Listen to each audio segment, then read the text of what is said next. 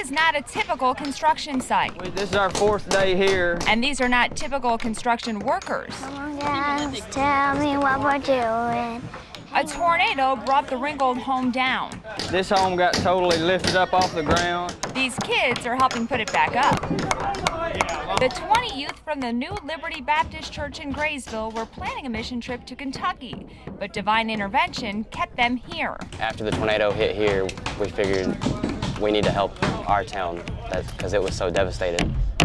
Progress is made one nail at a time. I didn't just want them at the end of the day to say, hey, I just walked around and picked up trash and picked up branches. I wanted them to feel like at the end of this week that they had learned something. Hard work and then teamwork, definitely, because you definitely couldn't do this all alone. Life lessons unfolding with every step. Hey, can you help me get this now? This one? Yeah. Oh, there we go. We got them. Okay, you give me a ladder. It's been a good experience, I believe, for the youth and myself also, and the adults that are staying with us. The days are long. Lunchtime provides relief that only ham and turkey sandwiches can provide. It's good. Especially after a hard work day, a hard day work. Before long, it's time to go back to work. The joy of the Lord is my strength. There's still much to do. Is my strength.